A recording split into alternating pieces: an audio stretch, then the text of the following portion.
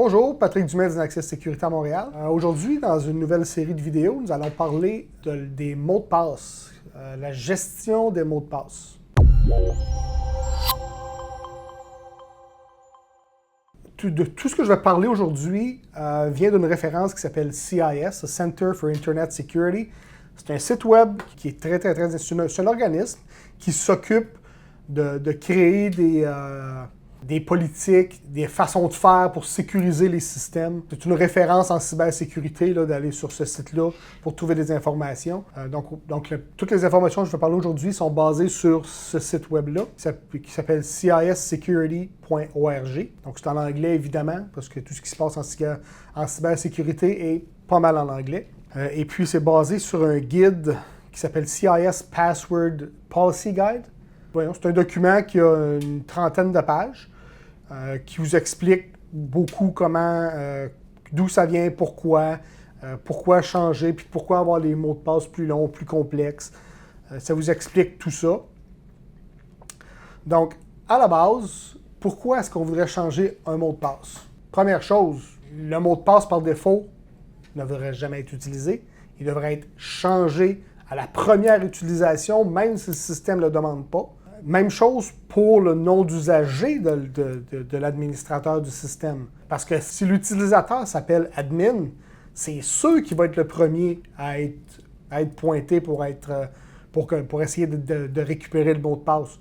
Donc, admin, administrateur, manager, root, ces noms d'usagers-là devraient être automatiquement remplacés dans chacun de vos systèmes. Le jour 1, la première fois que vous ouvrez, que vous loguez dans la machine, ça devrait être remplacé, puis vous devriez mettre un mot de passe de haute sécurité, donc minimum 14 caractères, avec des lettres minuscules, majuscules, des chiffres et des caractères spéciaux, donc des A commercial, des points d'exclamation, des underscores, des choses comme ça, des espaces. Parce que les espaces, c'est très intéressant aussi dans un mot de passe. Donc, si on regarde ici,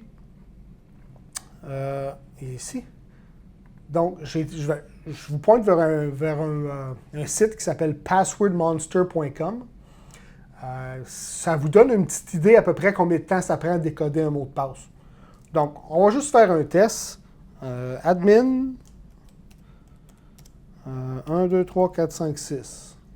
Oh, 0.11 secondes à décoder. Pas très sécuritaire.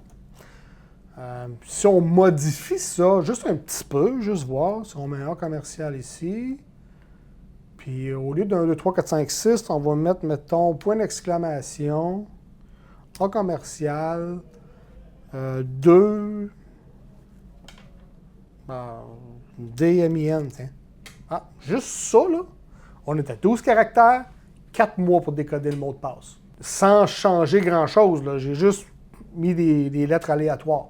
Donc, tout ça pour dire que c'est assez simple d'avoir, de mettre un mot de passe plus sécurisé, sans vraiment se casser la tête.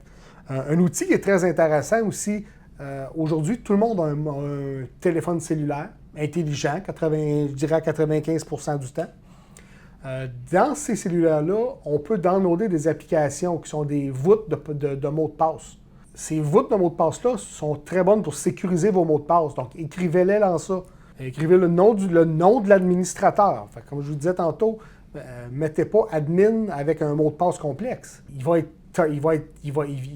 essayer tout de suite de l'attaquer. Donc, au lieu de mettre admin, si vous mettez X2332AB comme usager, personne ne va savoir ou personne ne va se douter que c'est l'administrateur du système.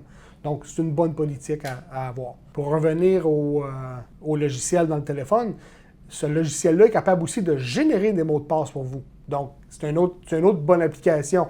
Vous lui demandez un mot de passe complexe, par exemple 14 caractères, il va vous générer une string de 14 caractères qui va être très complexe à décoder.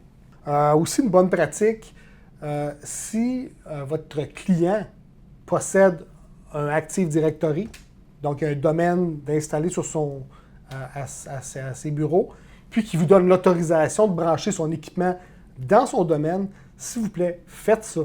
Parce qu'en général, vos clients s'ils ont un domaine, c'est parce qu'ils ont une politique claire de mot de passe. Donc, cette politique-là va être appliquée dans votre machine, donc va être beaucoup plus sécure à la base. Puis ils peuvent créer des contrôles d'accès à partir du domaine pour savoir qui se branche et quand et qu'est-ce qu'ils font dans la machine. Si vous avez des commentaires ou des questions plus précises à poser, contactez votre représentant des ventes chez Inaxis ou bien allez sur notre site web inaxis.com. Merci.